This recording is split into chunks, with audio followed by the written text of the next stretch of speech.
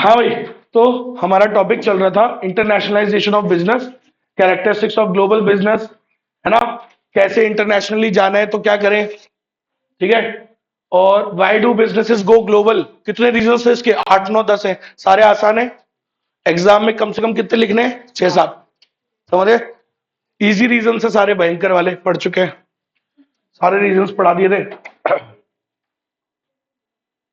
ठीक है, मैंने ये ऊपर वाला रीड क्यों नहीं कराया था, मुझे ये समझ, मेरे को ये इंपॉर्टेंट इसलिए नहीं लगा क्योंकि ये सब बातें नीचे कवर हो जाती, इसलिए इतने रीजन से वो ऊपर वाली बातें कवर हो गई सब। ठीक है, चलो अब ये सुनिएगा, ये बाकी था।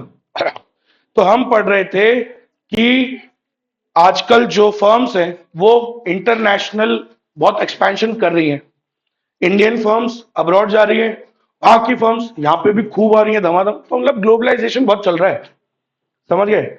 तो अब जब भी, अब कोई भी फर्म जब इंटरनेशनली एक्सपैंड कर रही है ना, तो कौन कौन से एनालिसिस करने चाहिए। अब सुनो क्या कह रहा है, बहुत इजी टॉपिक है, ढंग से सुन लो, 5 10 मिनट का टॉपिक है, इससे ज्यादा लगाएंगे नहीं इस पे।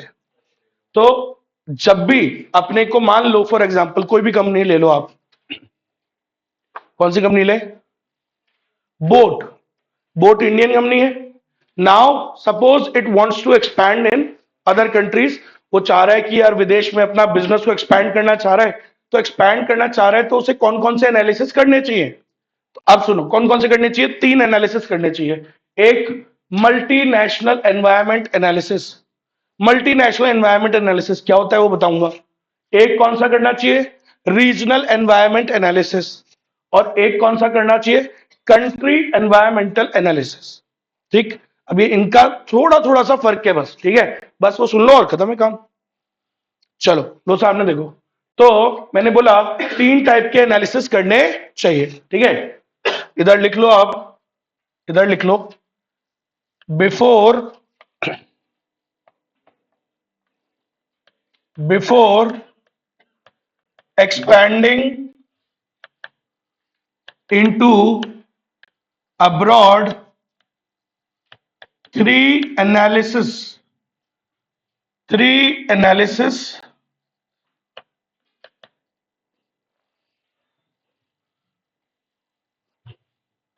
should be done। तो वो 3 कौन से हैं भाई, 3 का नाम है मल्टीनेशनल, रीजनल और कंट्री लेवल एनालिसिस। 3 एनालिसिस करने होते हैं, ठीक है। अब ये वाला क्या कहता है, अच्छे से सुनना, इसमें मेन बात बता रहा हूं आपको, ठीक है। तो इसका क्या मतलब है, understanding the global developments covering economic and other macro elements is important. इसमें हम क्या करते हैं, सबसे पहले क्या करते हैं, ग्लोबल एनवायरमेंट को लार्ज स्केल पे, ग्लोबल में मतलब हम जब विदेश जा रहे हैं तो हम ये देखते हैं कि भाई पूरी दुनिया में और कौन कौन सी कंट्रीज है। फॉर एग्जांपल अपनी इंडियन कंपनी है, बोट इंडियन कंपनी है, अब मैं सोच रहा हूं मुझे विदेश में एक्सपैंड करना है, तो मैं पहले तो करूंगा एक general analysis, general means global, बहुत सारे देशों का, on a large scale. Large scale पे बहुत सारे, जहां कहां बोला मैं कहां कहां जा सकता हूं, कहां कहां मैं एक्सपैंड कर सकता हूं, तो एक जनरल एनालिसिस करूंगा कि भाई इंडिया के अलावा मैं कहां कहां पे एक्सपैंड कर सकता हूं। तो ये वर्ड याद रखना, ग्लोबल एनवायरनमेंट को एनालाइज करते हैं ऑन अ लार्ज स्केल। फिर से बोल रहा हूं, इसमें मेन वर्ड है ये, इसलिए तो गोला बनाया मैंने। इस एनालिसिस में हम क्या करते हैं, हम ग्लोबल एनवायरनमेंट को क्या करते हैं, लार्ज स्केल पे एनालाइज करते हैं, उसके अंदर सारे मैक्रो एलिमेंट्स वगैरह को देखते हैं, ठीक है। Covering all the economic and other macro elements. Macro elements कौन से होते हैं, वही DG pastel, demographic, global, political, economical, सारे देखते हैं, लेकिन ऊपर ऊपर से, जनरली पूरी अब्रॉड, सारे सारे कंट्रीज में, इसलिए नाम क्या है, मल्टीनेशनल, मतलब बहुत सारे देशों में, ठीक है भाई, मतलब कवरिंग ऑल द ग्लोबल, पूरा देखते हैं। इसमें और क्या है, हम ये देखते हैं गवर्नमेंट्स में हैव फ्री और इंटरवेंशनिस्ट टेंडेंसीज। हम ये देखते हैं कि बाहर दूसरे देशों में क्या वहां की गवर्नमेंट फ्री है, मतलब इंटरवेंशन तो नहीं करती, कोई दखलंदाजी तो नहीं देती, ये हम चेक करते हैं। ऑब्वियसली जाने के बाद चेक करोगे या जाने से पहले, जाने से पहले कि ज्यादा स्ट्रिक्ट तो नहीं है वो, समझ रहे हो? यू विल चेक कि यार whether the countries are more strict और नॉट, समझ रहे हो? If they have interventionist tendencies, मतलब कीड़े करने की टेंडेंसीज तो नहीं है, दखल देते हैं बहुत ज्यादा, है ना? या फिर फ्री है, उनका नेचर कैसा है, फ्री है, समझ रहे हो? क्लियर है, फ्रीडम है वहां पे, या इंटरवेंशनिस्ट टेंडेंसीज है गवर्नमेंट की। तो ये सब हम यहाँ पे क्या करते हैं, केयरफुली स्टडी करते हैं, ठीक है, इस एनालिसिस में। तीसरी बात ये लिख देना, ये वाली बात लिख देना, ठीक है भाई? भाई सरकार दखलंदाजी ज्यादा तो नहीं करती, समझ गए? क्योंकि आप जानते हो कैपिटलिस्ट इकोनॉमी होती है, सोशलिस्ट होती है, मिक्स्ड होती है। तो भाई अब्रॉड में एक्सपैंड करने से पहले हम हमेशा चेक करेंगे whether those governments have interventionist और फ्री टेंडेंसीज। भाई फ्री मतलब कैपिटलिस्ट जैसा है या सोशलिस्ट जैसा है, पहले चेक तो करोगे ना जाने से पहले, समझ गए? ठीक है। और ये कैसे चेक करोगे? These characteristics are evaluated based on their present and expected future impact. तो हम ये देखें कि उनका फ्यूचर पे क्या इंपैक्ट आएगा, किस प्रकार का उनका नेचर है, फ्री है, इंटरवेंशनिस्ट है, तो ये सारी बातें इसके अंदर हम डाल देंगे। समझ गए मेरी बात? ये क्वेश्चन छोटा क्वेश्चन आता है, बड़ा क्वेश्चन नहीं आता है, ठीक है? बड़ा क्या आएगा इसमें, बहुत छोटा सा लिखना है आपको, ठीक है? तो मल्टीनेशनल में कौन कौन सी तीन बातें लिखोगे बताओ? मल्टीनेशनल में तीन बातें जो याद रखना, पहली कौन सी? इसमें हम क्या करते हैं, identify, anticipate and monitoring significant components of global environment. यहां पर हम ग्लोबल एनवायरनमेंट को एनालाइज करते हैं, उसको मॉनिटर करते हैं कि जहां हम जाने का सोच रहे हैं वहां पे लार्ज स्केल पे हम क्या करते हैं, ऊपर ऊपर से सारे एनवायरनमेंट को देखते हैं। उसके अंदर हम क्या करते हैं, इकोनॉमिक और अदर मैक्रो एलिमेंट्स को जनरली देखते हैं। और क्या देखते हैं, हम ये देखते हैं कि वहां की जो गवर्नमेंट है वो कैसी है, इकोनॉमी में ज्यादा इंटरवीन तो नहीं करती, ज्यादा दखलंदाजी तो नहीं करती, समझ गए? तो ये सारी चीजें हम पहले ही चेक करते हैं। ये कौन सा एनालिसिस है, मल्टीनेशनल एनवायरनमेंट एनालिसिस। अब दूसरा रीजनल एनवायरनमेंट एनालिसिस, इसमें क्या होता है सर? ऊपर वाला क्या था, जनरल, ऊपर ऊपर से देखते हैं, मैंने कहा था आपको मैक्रो एलिमेंट्स ऊपर ऊपर से, और लिखा भी था हम ग्लोबल एनवायरनमेंट को एनालाइज करते हैं ऑन अ लार्ज स्केल, लेकिन यहां पे इन डेप्थ, इन डिटेल। अब सुनो, यहां पे क्या है, रीजनल मतलब जिस पर्टिकुलर रीजन में तुम स्पेशली जा रहे हो।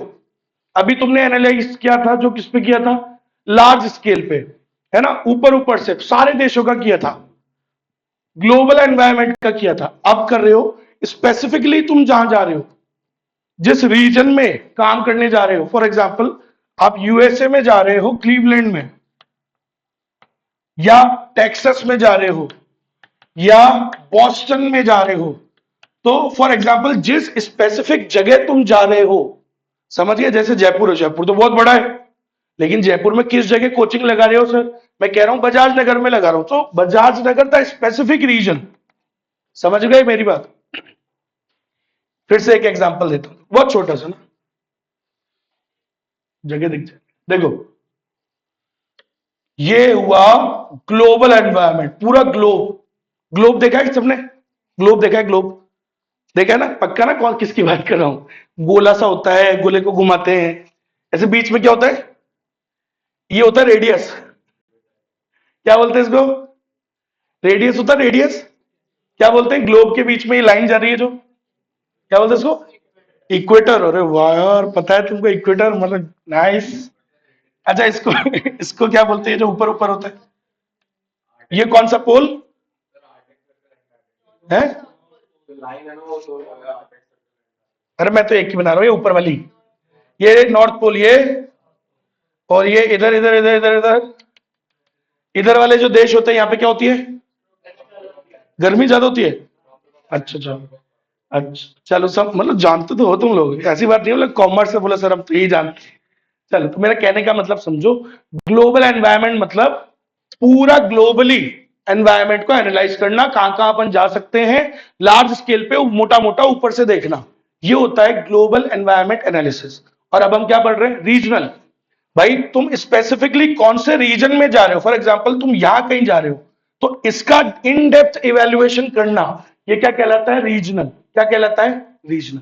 फॉर एग्जाम्पल आप कहां पे जा रहे हो, बॉस्टन, तो उस जगह का एनालिसिस करना, उस जगह कि उस जगह में कैसा एनवायरनमेंट है, आस पड़ोस कैसा है, समझ रहे हो, कैसे रिसोर्सेज हैं, डिटेल्ड इन डेप्थ इवैल्यूएशन करना उस जगह का पर्टिकुलरली, उसको बोलते हैं रीजनल एनवायरनमेंट। समझ गए मेरी बात? पक्का? तो वो है रीजनल एनालिसिस। अब फिर एक और एनालिसिस हम करते हैं, उसको बोलते हैं कंट्री लेवल। अब ये बोस्टन कौन से देश में है? अमेरिका में। तो पूरे देश का भी तो एनालिसिस करोगे ना, तो वो हो गया कंट्री लेवल एनालिसिस।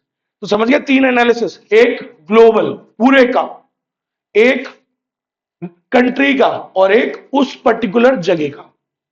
समझ गए क्या? तो तीन प्रकार के एनालिसिस होते हैं, एक ग्लोबल, एक कंट्री लेवल और एक रीजनल। और रीजनल वाले में क्या बात बोलोगे? मैंने क्या वर्ड यूज किया था अभी? In depth. Regional environmental analysis is a more in-depth evaluation of the critical factors in a specific geographical area. जिस पर्टिकुलर एरिया में तुम प्लांट लगाओगे उसका एनालिसिस करेंगे इसमें हम डिटेल्ड। समझ में आ गई मेरी बात? The emphasis would be on discovering, main focus किस पे होगा? On discovering the market opportunities, कि जिस जगह बॉस्टन में अपन जा रहे हैं क्या वहां पे अपॉर्चुनिटीज है अपने लिए, क्या वहां पे डिमांड कैसी है गुड्स और सर्विसेज की, समझ रहे हो, इनोवेशंस, ये सारी चीजें उस लोकेशन पे, जो लोकेशन आपने चूज करी है उस जगह का इन डेप्थ इवेल्युएशन कर रहे हैं। इन डेप्थ मतलब इन डिटेल, वो जगह कैसी है, रिसोर्सेज कैसे हैं, क्या हमारे प्रोडक्ट की वहां पे डिमांड है या नहीं है, क्या सपोर्ट है, ये सारा इन डेप्थ इवेल्युएशन करेंगे फैक्टर्स का वहां पे। इसलिए इसको क्या बोलते हैं? रीजनल।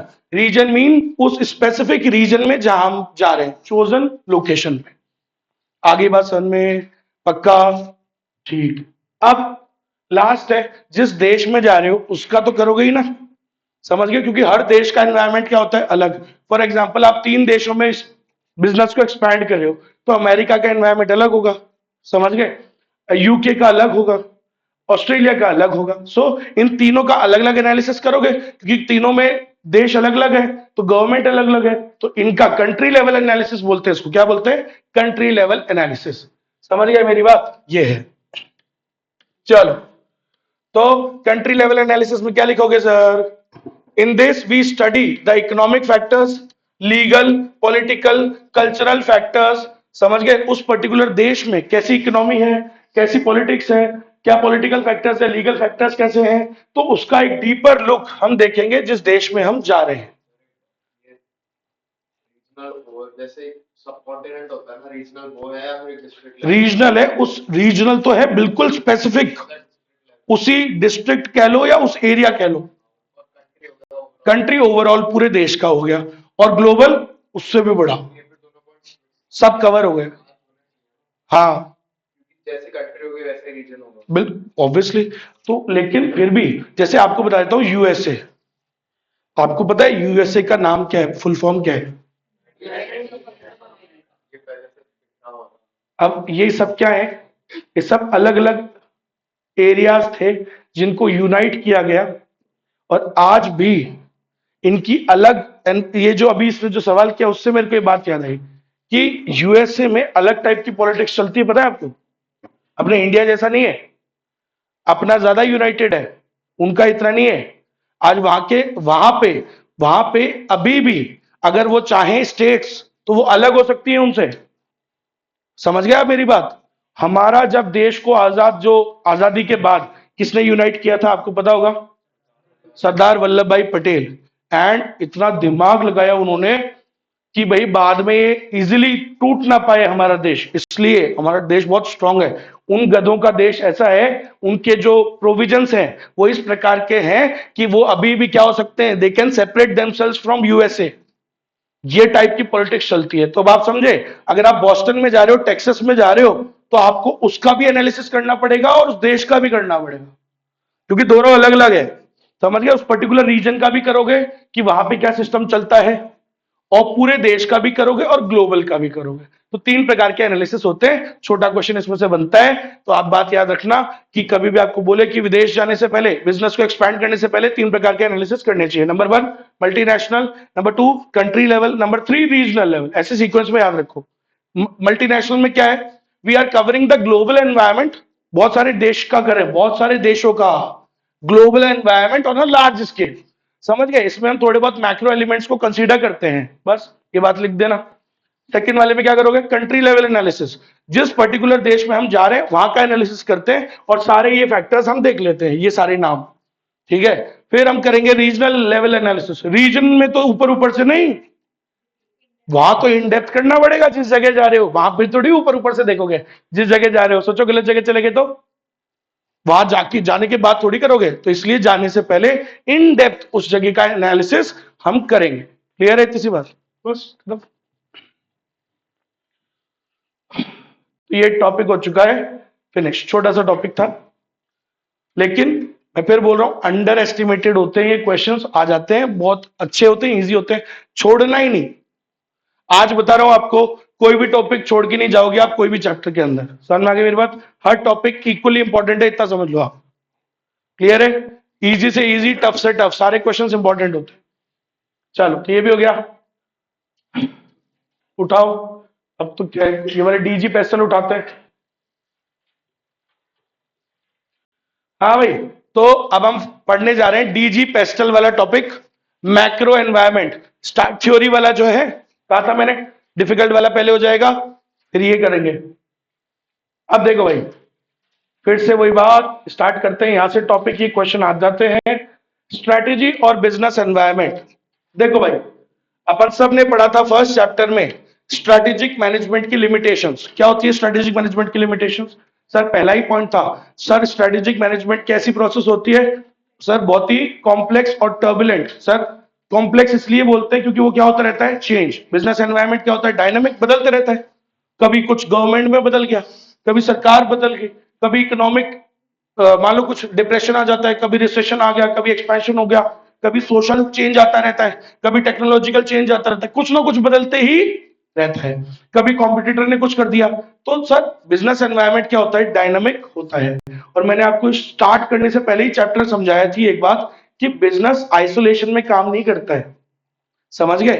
वो इंटरैक्ट करता है रेगुलर लेवल पे, किससे? इन फैक्टर्स से, माइक्रो और मैक्रो वालों से। तभी तो चीज क्या मिलती है आगे से आगे?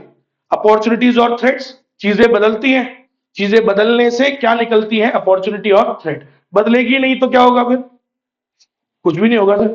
तो याद रखिएगा ये बात, ये लाइन याद रखिएगा। बिजनेस एनवायरनमेंट क्या होता है? It refers to all the external factors और influences which in some way affect the business decisions. तो बिजनेस एनवायरनमेंट किसको बोलते हैं? वो सारे फैक्टर्स को जो बिजनेस पे इंपैक्ट डालते हैं, बिजनेस के प्लान्स, बिजनेस के ऑपरेशंस, बिजनेस के डिसीजंस। तो सर वो सारे फैक्टर्स जिनसे बिजनेस में प्रभाव पड़ता है उसे क्या बोलते हैं? बिजनेस एनवायरनमेंट बोलते हैं। इसमें मैक्रो भी आ जाता है, माइक्रो भी आ जाता है। एक लाइन लिख के आना बढ़िया सी। क्या लाइन लिख के आओगे? ये बहुत बढ़िया लाइन लिख के आना। There is a close and continuous interaction between a business and its environment. Sir अपना जो बिजनेस है और ये जो एनवायरनमेंट होता है, इसमें क्या होता है? क्लोज और कंटिन्यूस इंटरैक्शन होते रहता है, डेली लेवल पे होता है। माइक्रो में क्या नाम पढ़ाया था मैंने आपको? Comics, customer, organisation, market, intermediary, supplier, competitor. इनसे तो रेगुलर लेवल पे अपना क्या होता रहता है? इंटरेक्शन। ऐसे ही मैंने क्या बताया था, मैक्रो में कौन से फैक्टर्स थे? DG, pastel. तो बिजनेस का ये जो एनवायरनमेंट है, इनसे रेगुलर लेवल पे क्या होता रहता है? इनसे इंटरेक्शन होता रहता है, लेना देना पड़ता ही रहता है। आप सुनिएगा, ये जो टॉपिक है ये क्या है? हेडिंग लिखो इसकी, हेडिंग लिखेंगे, heading importance of business environment. Importance या सिग्निफिकेंस, अभी आया था क्वेश्चन, इंपॉर्टेंस और सिग्निफिकेंस ऑफ बिजनेस एनवायरनमेंट, या एक्सटर्नल एनवायरनमेंट भी लिख सकते हो।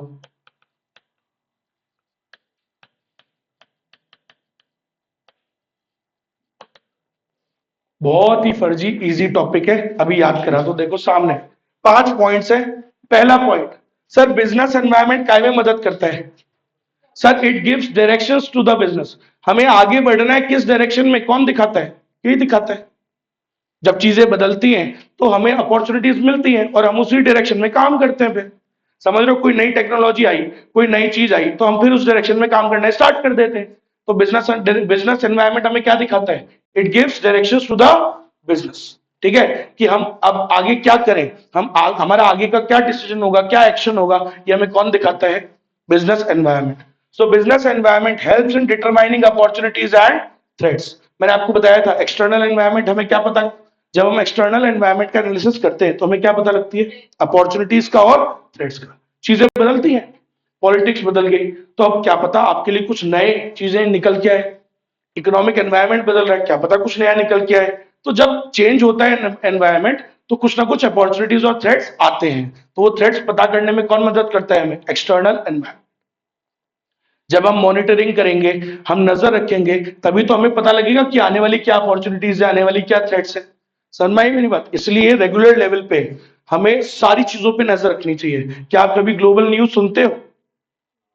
नहीं सुनते ना। जियो पॉलिटिक्स में क्या हो रहा है अपने को पूरा पता होता है? नहीं पता होता है, पता होना चाहिए लेकिन। समझ गए? थोड़ा शांति से बैठ के दुनिया में इन एंड अराउंड क्या चल रहा है पता होना चाहिए। हम लोगों को क्या लगता है, बोला अरे अपने को अपने से मतलब रखो, दूसरे से। अरे भैया पता रखना पड़ता है। वेनेजुएला पे देख लो आप कितना, ये सब इनडायरेक्टली इम्पैक्ट नहीं आएगा क्या बिजनेसेस पे? आप सोच रहे होगे आपके मम्मी पापा कोई ना कोई बिजनेस करते हैं ना, करते हैं। आपको क्या लगता है इम्पैक्ट नहीं आएगा? आएगा, इनडायरेक्टली आएगा। अभी नहीं आएगा, क्या पता थोड़े टाइम में आएगा, लेकिन आप उस पर नजर ही नहीं रख रहे हो। एक्चुअली क्या है ना, अभी तक जितनी वॉर होती थी अमेरिका टूट पड़ता था बीच में। अब अमेरिका ने अटैक कर दिया तो किसको रोकेगा? वही है। रशिया यूक्रेन में करेगा, इंडिया पाकिस्तान में अब करेगा, तो अभी कुछ नया नया हुआ है, ये एक लड़ाई की बात कर रहा है जिसके अंदर वेनेजुला एक कंट्री है जहां पे बहुत ज्यादा, दुनिया के सबसे ज्यादा, वर्ल्ड के सबसे ज्यादा उसके पास ऑयल रिजर्व है, प्रोडक्शन है। अब वो किन्हीं कारणों से क्या है, ठीक से जो भी है, अब अमेरिका को तो भाई साहब, अमेरिका दुनिया में सबसे नीच देशों में माना जाता है। सबको पता है कि वो सबसे नीच है, खुद का फायदे की वो करता है। उसको जब भी कोई फायदा दिखता है किसी देश में तो पीस के नाम पर वहां पहुंच जाता है, और वहां के जो प्रेसिडेंट या जो भी होते हैं उनको अपने कब्जे में ले लेता है और उस देश को चलाता है पीस के नाम पे कि हम पीस लेके आ रहे हैं। और फिर उसका ऑयल रिजर्व्स का फायदा उठाता है। पास्ट में उसने कितने ही देशों को ऐसे बर्बाद किया है, जिसमें Iraq is one of those countries. Iraq हो गया आपका, अफगानिस्तान को बर्बाद करने वाली यही है। समझ रहे हो? जब तक फायदा था वहां पे उनको बर्बाद किया, तेल ऑयल रिजर्व्स निकाले उनके। क्या होता था पहले के टाइम पे, जो पावर है, पावरफुल कंट्री कौन सी होगी? जिसके पास सबसे ज्यादा पैसा होगा। किसके पास सबसे ज्यादा पैसा होगा? जिसके पास एनर्जी के रिसोर्सेज होंगे। और पहले तो कौन सी एनर्जी ज्यादा थी? किस पे सब कुछ चलता था? पेट्रोल डीजल पे चलता था। तो जिन देशों के पास तेल होगा वही सबसे ज्यादा पावरफुल होगा। सही बात है। तो अमेरिका पावरफुल बनने के लिए इन देशों पे हमला करता था, अभी भी कर रहा है वेनेजुला पे। समझ रहे हो मेरी बात? तो इससे इनडायरेक्टली मेरे को, मैं आपको बता देता हूं, जो इंटरनेशनल एनवायरनमेंट है उसमें चेंज आएगा। उसमें आएगा तो पेट्रोल डीजल की कीमतों में आएगा, उसमें चेंज आएगा तो भाई शेयर बाजार में आएगा, उसमें चेंज आएगा तो तुम्हारे भी मम्मी पापा के जो भी बिजनेस है उन पे भी इंपैक्ट आएगा, क्योंकि इकोनॉमी पे भी चेंज आएगा। अमेरिका की इकोनॉमी में कुछ होता है तो फिर हमारे देश की इकोनॉमी में भी कुछ होता है। तो आप सोचो इतनी चेंज चल रही है, लेकिन अपन तो सर, बोला सर अपन तो ध्यान ही नहीं दे रहे सर, क्या करना है सर, फर्क पड़ता है बेटा।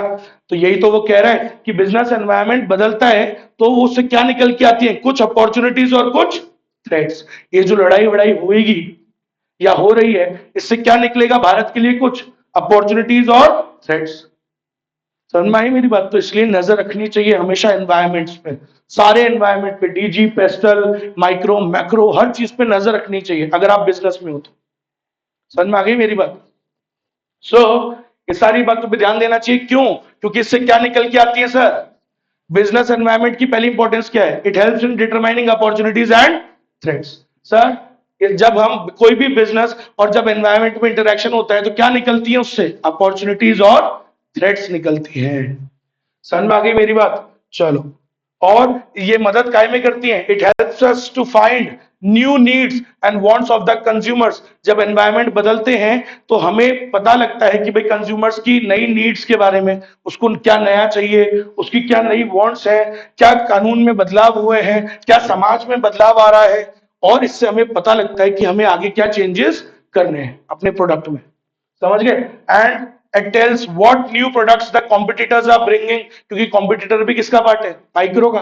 तो अगर आप पूरे पे एनालाइज कर रहे हो, पूरा बिजनेस एनवायरनमेंट को अगर तुम मॉनिटर कर रहे हो, समझ लो जैसे होता है ना उल्लू, उल्लू पूरी नजर रखता है पेड़ की डाली पे बैठ के, वैसे ही उल्लू की तरह आपको माइक्रो और मैक्रो एनवायरनमेंट पे क्या रखनी चाहिए, नजर।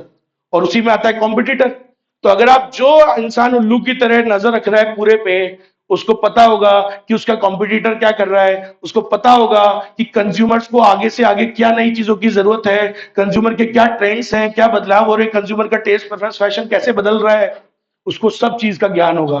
तो उसको पहले से ही पता लग जाएगा कि किधर अपॉर्चुनिटीज है, किस चीज में काम करना चाहिए, प्रोडक्ट में क्या चेंज करना चाहिए, कैसी डिजाइन बनानी चाहिए, वो पहले से ही उसको पता होगा। तो ये हो गया पहला पॉइंट कि business environment helps in determining opportunities and threats. जब आप एनवायरनमेंट को एनालाइज करते हो ना, उसका असेसमेंट करते हो, पूरी नजर रखते हो, तो आपको हर चीज के बारे में पता होगा और आप फटाफट से उन अपॉर्चुनिटीज को क्या कर लोगे, ग्रैब कर लोगे। Number 2, it gives directions for growth. आगे किस डायरेक्शन में ग्रोथ होगी, ये कैसे पता लगता है, जब हम एनवायरनमेंट को क्या करते हैं, एनालाइज। अच्छा देखो, मैं मेरा काम पढ़ाने का है ना, लेकिन क्या मेरा जीवन खत्म थोड़ी हो चुका है अभी, अभी तो आगे थोड़ा बहुत तो बचा होगा। तो मुझे आगे क्या करना चाहिए, किस डायरेक्शन में काम करना चाहिए, ये मुझे कौन बताएगा, कैसे पता लगेगा, बताओ बताओ। पंडित जी से जाके पूछो, एस्ट्रोलॉजर से। अरे लोग पूछते हैं ना कि यार मेरे को क्या करना चाहिए, हाथ देख के बताओ। वो भी तो हाथ देख के ही बता रहे हैं, बिना कुछ देखे तो आप कोई नहीं बता सकता ना कि आगे क्या करना चाहिए। तो ऐसे ही अपने को आगे क्या करना चाहिए बिजनेस में, ये कैसे पता लगेगा, हाथ देख के नहीं, क्या देख के, बिजनेस एनवायरनमेंट देख के। जब हम बिजनेस एनवायरनमेंट को देखेंगे, उसको मॉनिटर करेंगे, तो हमें अपने आप डायरेक्शन का पता लगेगा कि हमें आगे अब क्या करना चाहिए, in which direction, which new business I should start, which new country I should explore. कैसे पता लगेगा जब तक मैं एनवायरनमेंट को एनालाइज नहीं करूंगा। तो एनवायरनमेंट को एनालाइज करेंगे तो हमें आगे का क्या पता लगता है, आगे का डायरेक्शन, समझ गए। So it give directions for growth. It helps the businesses to identify the areas for growth and expansion, कि हमें और किस एरिया में एक्सपैंड करना है, और किस जगह जाके पढ़ाना है, और कौन सा सब्जेक्ट पकड़ना है। कैसे पता लगेगा सर, जब हम बिजनेस एनवायरनमेंट को एनालाइज करेंगे। तो यही तो आज हम यही तो पढ़ रहे हैं, बिजनेस एनवायरनमेंट क्यों इंपॉर्टेंट होता है, इसलिए बिकॉज नंबर 1, वो हमको क्या पता करके देता है, अपॉर्चुनिटीज और threats. Number 2, it gives directions for growth, कि आगे किस एरिया में एक्सपेंशन करना है, क्या एरियाज रहेंगे, उसमें मदद करता है। तीसरी बात, it is a source for continuous learning. देखो भाई, मान लो मैं मैनेजर हूं एक ऑर्गेनाइजेशन का, और मैं रेगुलरली उल्लू की तरह सारी चीजों पर नजर रख रहा हूं, तो it is a good source for learning. मेरे को सीखने को इससे बहुत कुछ मिलेगा, और मैं आगे से आगे बढ़िया डिसीजंस लूंगा, बढ़िया एक्शंस लूंगा। And it is a good source for learning for a manager. एक मैनेजर को सीखने के लिए बहुत कुछ मिलता है इससे, जब वो देखेगा इन एंड अराउंड क्या हो रहा है, माइक्रो मैक्रो सारे नाम। जब भी मैं बिजनेस एनवायरनमेंट बोलूं, तुम्हारे दिमाग में सारे नाम आ जाने चाहिए। तो अगर आप सोचो इन सब चीजों को एनालाइज कर रहे हो, तो आपको सीखने को कितना कुछ मिलता है। It is a good source for learning. ठीक है, the managers are motivated to continuously update their knowledge. Sir business environment क्या है, इतना बड़ा है, कॉम्प्लेक्स है, कि मैनेजर जब उसे क्या करता है, उसका असेसमेंट करता है, तो अपने आप उसकी नॉलेज क्या हो जाती है, अपडेट हो जाती है, स्किल्स बढ़ जाती है, समझ रहे हो। तो आगे से आगे वो प्रिडिक्ट चेंजेस को प्रिडिक्ट करने लग जाता है। आगे से आगे मतलब दुनिया को नहीं पता, उसे पता है कि आगे क्या करना है। तो किसको पता होता है, जो एनवायरनमेंट को क्या कर रहा है, एनालाइज कर रहा है, समझ गए। तो बहुत सारे लोग हैं जो ये जो लड़ाई वॉर चल रही है अभी, जो नई चालू हुई है अभी 3-4 दिन पहले, उसके भी उन्होंने उसके हिसाब से भी आगे की क्या लगा ली होगी, प्रिडिक्शन। यही तो गेम है। Image building. Sir business environment ही मदद करता है ऑर्गेनाइजेशंस को काय में, इमेज को बिल्ड करने में। एक एग्जांपल दूं आपको, बहुत सारे एग्जांपल देखो। अभी जब कोविड आया है ना, कोविड आया तो बहुत हालत खराब हो गई, हमारे देश को जरूरत थी सपोर्ट की, कई कंपनीज आगे आई। ठीक है, तो जैसे टाटा आगे आई, तो जब टाटा ने उसमें मदद करी लोगों को, है ना, सबसे पहले आगे बढ़ के उसने पैसे दिए हमारे देश की गवर्नमेंट को, और अपने हॉस्पिटल्स वगैरह के लिए गेट्स खोल दिए, और नए नए हॉस्पिटल्स स्टैब्लिश करे, नई टेक्नोलॉजी में भी पैसा सरकार को दिया कि वो खरीदे पीपी किट्स और ये सब। तो इससे उसकी इमेज क्या होगी, बिल्ड होगी ना, सोसाइटी में उसकी इमेज और बढ़ेगी। ऐसे ही उसकी देखा देखी मुकेश अंबानी भी टूट आ गया उसके अंदर, वो देख के करता है भाई। जैसे मान लो होता है ना कि हम दूसरा डोनेशन कर रहा है, उसको देख के हम भी ला रहे हैं, हम भी कर देते हैं, तो वो देख के करता है हमेशा, समझ गए। सो वो भी आ गया इसमें, उसने भी गवर्नमेंट की मदद करी तो उसकी भी इमेज बिल्ड हुई उससे। और एग्जांपल देता हूं आपको, तो जब एनवायरनमेंट बदलेगा ही नहीं तो इमेज बिल्डिंग का मौका नहीं मिलता है। मौका कब मिलता है इमेज को बिल्ड करने का? मौके मिलते हैं कब? जब एनवायरनमेंट बदलता है, समझ गए। एक एग्जांपल देता हूं आपको, मान लो ये भाई है अपना, है ना, अब इसने एक फैक्ट्री लगाई लखनऊ में। लखनऊ किधर है भाई? उत्तर प्रदेश में। मान लो वहां पे जब लगाई थी फैक्ट्री तब तो सब कुछ सही चल रहा था, लेकिन बाद में इलेक्ट्रिसिटी की बहुत ज्यादा शॉर्टेजेस होने लग गई। क्या होने लग गई? बहुत ज्यादा शॉर्टेजेस होने लग गई। अब वो तो गवर्नमेंट की तरफ से हो रही है, इसकी थोड़ी कोई गलती है। अब सारी कंपनीज जो उसके आसपास फैक्ट्रियां हैं सब परेशान है, लेकिन इसने दिमाग लगाया। इसने क्या किया? खुद का एक छोटा पावर प्लांट स्टैब्लिश कर लिया। उसको बोलते हैं कैप्टिव पावर प्लांट। क्या बोलते हैं? Captive power plant. खुद की फैक्ट्री में खुद का कैप्टिव पावर प्लांट लगा लिया, वहां पे पावर जनरेशन करने लग गया और खुद का प्रोडक्शन इसका बढ़ने लग गया। बाकियों की हो रही है शॉर्टेज और इसने क्या लगा लिया? खुद का पावर प्लांट लगा लिया। He is the first in the Lucknow region जिसने ऐसा, इंडिया में पहली कंपनी जिसने ऐसा कुछ किया है। तो इससे इसका नाम हो गया, अखबारों में छप चुका, फोटो वोटो छप गई। तो बोलो किसने मदद करी आपको? किसने इसकी ये इमेज को बिल्ड किया? किसने इसको ये मौका दिया आगे बढ़ने के लिए? एनवायरमेंट ने ही तो दिया। अगर वो लाइट की शॉर्टेज नहीं होती तो ये ऐसा कुछ काम नहीं करता। देख लो आप, समझ रहे हो। जैसे वो जानते हो प्रभु श्री राम, राम जी को जानते सब? राम जी, सीता जी, हनुमान जी, जानते? देखो राम जी क्या थे? राम जी एक राजा के बेटे थे और सबसे एल्डेस्ट, है ना। एंड वो राजा बनते ही बनते ना।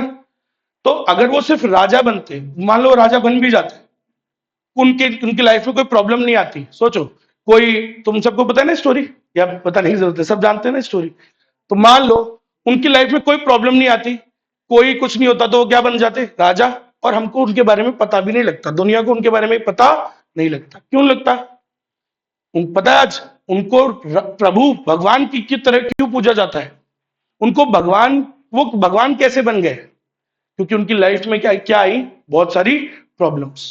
उनके नाम के आगे जितने भी एडजेक्टिव्स लगे, उनको क्या राजा राम से जाना जाता है क्या? ज्यादातर नहीं, उनको ज्यादा क्या बोलते? प्रभु श्री राम, भगवान मानते ना, है ना। क्यों मानते पता है आपको? क्योंकि उनकी लाइफ में इतनी प्रॉब्लम्स आई एंड उन्होंने उन प्रॉब्लम्स को कैसे डील किया, उस चीज ने उन्हें क्या बनाया? भगवान। क्या बनाया?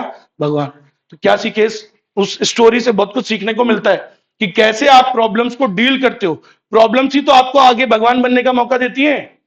अगर वो प्रॉब्लम्स नहीं आती ना, तो वो श्री राम एक राजा के बेटे ही थे, आप और मैं उनको नहीं जान पाते, क्योंकि राजा तो बहुत सारे हुआ करते थे। अरे राजा एक थोड़ी थे, वो तो बहुत सारे राजा हुआ करते थे, वो भी एक नॉर्मल राजा के बेटे थे। सही है कि नहीं है? आज हम उन्हें क्यों जानते? क्यों पूरी दुनिया पूछती है? क्यों उनको बोलती है मर्यादा पुरुषोत्तम राम? क्योंकि उन्होंने बुरे से बुरे समय में भी अपनी मर्यादा नहीं छोड़ी। समझ रहे हो? आज अपने माँ बाप, कई बार आप कभी जाओगे अपने उनके वचन को निभाने के लिए? 14 साल आजकल के बच्चे जाते हैं? नहीं जाते।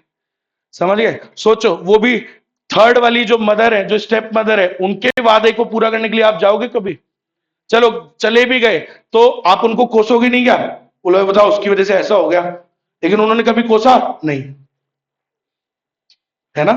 ये जो प्रॉपर बताओ अच्छे भले वहां चल रहे थे, कहां पे? जंगल में। उनकी बीवी को वो ले गया भाई, सही बात है। उस प्रॉब्लम को भी उन्होंने कैसे डील किया आपने देखा? समझ लो, वहां लंका के लोग भी उनको प्यार करने लगे। रास्ते में जितने लोग आए उनको देखा आपने कैसे डील किया उन्होंने? आपने देखा नहीं ये बात? जब देखा होगा कि रामायण, तो ये देखी होगी चीजें आपने, उसके बाद भी वापस आ गए। तो यही तो चीजों ने उनको क्या बनाया? भगवान का, एक भगवान बनने का मौका किसने दिया उनको? उन प्रॉब्लम्स ने। तो मैं फिर वही बोल रहा हूं कि जब बिजनेस एनवायरनमेंट बदलता है तभी तो आपको किसका मौका मिलता है? इमेज बिल्डिंग का। So business environment keeps on changing and that gives you a chance to build your image. आई कि नहीं आई बात समझ में? ये है क्या? चलिए, सो इसको भी लिख देना आप। Environmental understanding helps the business organizations to improve their image by showing their sensitivity to the environment. जब एनवायरमेंट, जब कुछ बदलता है तो आप उसे कैसे रिएक्ट करोगे, आप अपनी कैसे उसे सेंसिटिविटी दिखाओगे. So by showing your sensitivity to the environment, by showing your response to the environment, आपको किसका मौका मिलता है, इमेज बिल्डिंग का. ठीक है भाई, वो वाला एग्जांपल डाल देना जो मैंने बताया था, कौन सा, कैप्टिव पावर प्लांट वाला. समझ में आ गई मेरी बात. और last point, sir business environment काय में मदद करता है, इन मीटिंग कंपटीशन. देखो, मैं भाई उल्लू की तरह पूरा सारी नई चीजों पे नजर रखता हूं, ठीक है, ऑब्जर्व करता रहता हूं किधर क्या चल रहा है. Micro environment, macro environment. तो माइक्रो के अंदर कौन आता है, कॉम्पिटिटर. तो मुझे तो पहले से ही पता होगा कि आगे क्या हो सकता है, कौन सा कॉम्पिटिटर क्या करने वाला है, तो मुझे तो उसके बारे में थोड़ा आइडिया होगा, बिकॉज मैं एकदम क्या हूं, अलर्ट हूं, मैं नजर रख रहा हूं हर चीज पे. समझ रहे हो. So I will be knowing in advance कि भाई कौन अब कॉम्पिटिटर क्या करने वाला है. समझ गए. सो आपको कंपटीशन को मीट आउट करने में भी कौन मदद करता है, बिजनेस एनवायरनमेंट. तो जब आप उस पर नजर रखोगे तो आपका कॉम्पिटिटर कुछ करने से पहले ही आपको पता होगा कि वो क्या करने वाला है, और आप अपने पहले से क्या कर लोगे, तैयारी कर लोगे. समझ में आई मेरी बात. लेकिन अगर आप गधों की तरह एकदम रजाई में बैठे बोला रहे हैं कुछ नहीं होगा, बैठ जाओ शांति से, तो भैया आपके फिर तो क्या होगा, फिर देखो वो कुछ नया चीज कर देगा और आपको कुछ पता भी नहीं लगेगा, और आपका फिर गड़बड़ हो जाएगी, वो आपसे आगे निकल जाएगा. तो यही तो वो कह रहा है कि जब आप बिजनेस एनवायरनमेंट को एनालाइज करते हो, उसका पूरा तरीके से उस पर नजर रखते हो, उसकी मॉनिटरिंग करते हो, तो आपको हर चीज के बारे में पता होगा कि वो क्या करने वाला है, अभी क्या कर रहा है, अभी ज्ञान होगा तुम्हें, तो तुम अपने अपनी पहले से ही क्या बना लोगे, स्ट्रैटेजी बना लोगे, कॉम्पिटिटिव स्ट्रैटेजी बना लोगे. समझ गए. उसको मीट करने के लिए, अपने राइवल को बीट करने के लिए आप पहले से तैयार हो गए, and your strategy will be prepared, will be ready. समझ में आ गई क्या मेरी बात. लेकिन कब, जब आप एनवायरनमेंट को क्या करोगे, एनालाइज. लेकिन अगर पता ही नहीं करोगे तो कुछ नहीं लगेगा. आई कि नहीं आई बात समझ में, पक्का. खत्म. तो ये 5 पॉइंट से बेटा 5 नंबर का ही क्वेश्चन आता है, याद रखो. 5 इंपॉर्टेंस बताओ. नंबर 1, पहली, सर अपॉर्चुनिटीज और threat, it helps in determining opportunity and threat. Sir मदद करता है काय में, in determining opportunities and threat. Second point, it gives directions for, directions देता है फॉर ग्रोथ. फिर तीसरा क्या था, सर कंटिन्यूस लर्निंग, है ना. Sir it is a good source for continuous learning for managers, उसकी नॉलेज अपडेट होती रहती है, स्किल्स बढ़िया हो जाती है. फिर चौथा क्या था, image building. Sir image building में मदद करता है. और पांचवा क्या था, मीटिंग कंपटीशन. कॉम्पिटिटर को बीट करने में हम पहले से ही क्या रहेंगे, रेडी रहेंगे उसके लिए. समझ में आ गई मेरी बात. तो ये होते हैं 5 पॉइंट्स. क्लियर है. चलो भाई, अब हमको इस चैप्टर में क्या पढ़ना है, बस सारे नाम पढ़ने, माइक्रो और मैक्रो वाले फैक्टर्स पढ़ने हैं. माइक्रो वाले तो पढ़ने ही नहीं है बेसिकली. माइक्रो वाले फैक्टर्स कौन से होते हैं, COMICS, customer, organisation, market, intermediary, competitor और सप्लायर. ओवरऑल पूरा ऑर्गेनाइजेशन का मतलब बेसिकली है द सिस्टम्स, द प्रोसीजर्स, ये सारी बेसिक इसमें आ जाता है आपका जो BOD, board of directors, employees. हाँ इंटरनल. असली में ये जो ऑर्गेनाइजेशन है ना, ये थोड़ा बहुत उसके जैसा लगता है, इंटरनल एनवायरनमेंट के जैसा तो लगता है, वो है, सिमिलैरिटीज है कई काफी. समझे.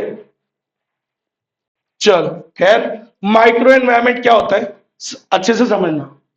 आपके बिजनेस, ये आपका बिजनेस है, इसके बिल्कुल नजदीक वाला जो एनवायरनमेंट है उसको बोलते हैं माइक्रो.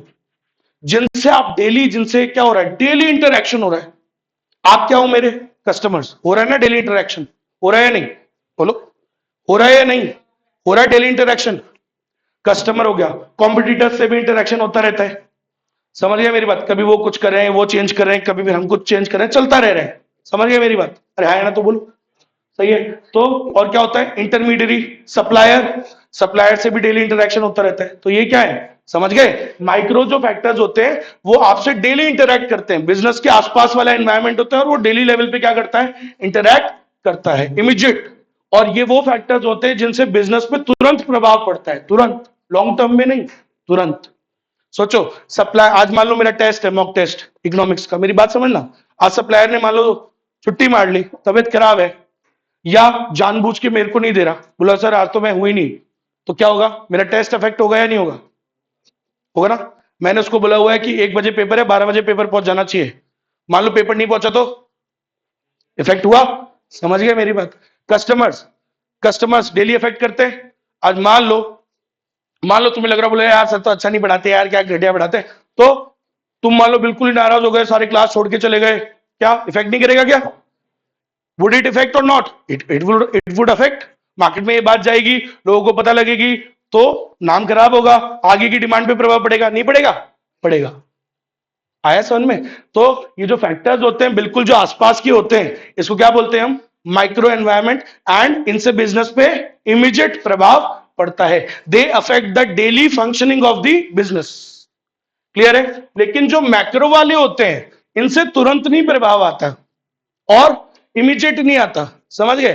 तो लॉन्ग टर्म में आता है। ऐसा समाज, समाज क्या इमीडिएटली बदल जाता है क्या? नहीं, इट टेक्स टाइम। समझ रहे हो? टेक्नोलॉजी, इकोनॉमिक एनवायरनमेंट, तो तुरंत प्रभाव नहीं आता है, धीरे धीरे आता है, समझिए, लॉन्ग टर्म में आता है।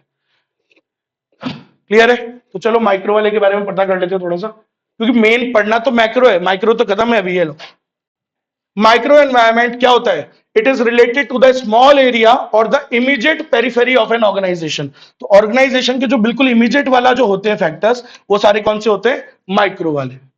समझ गए? It influences the organisation regularly and, तुरंत प्रभाव पड़ता है और डायरेक्टली प्रभाव पड़ता है। समझ में आया? इसमें कौन कौन से फैक्टर आते हैं? सी, कॉमिक्स, अरे वही तो नाम लिखा हुआ है, comics. It includes all the comics.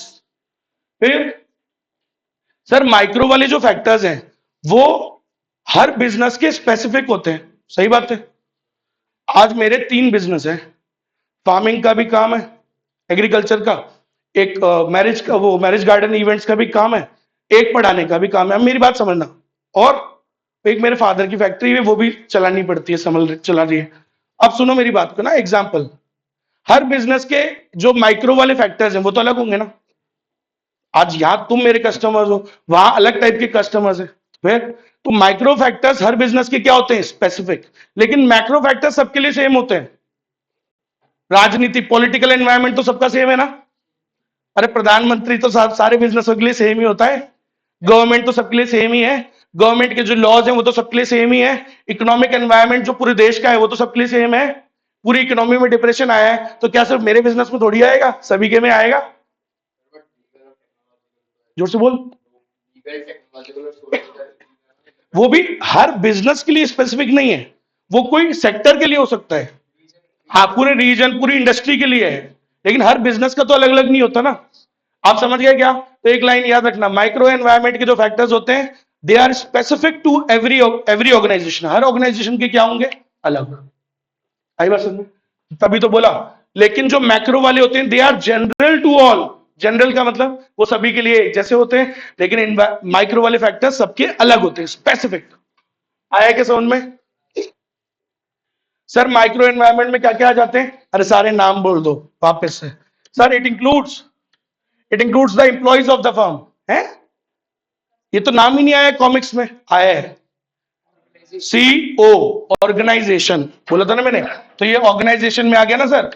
और क्या आता है इसमें? कस्टमर्स। और क्या आता है इसमें? फाइनेंस, सप्लायर, ऐसा भी तो चाहिए, सप्लायर्स आ गए, है ना। और community, local community, market market market market market. और क्या होता है इसमें?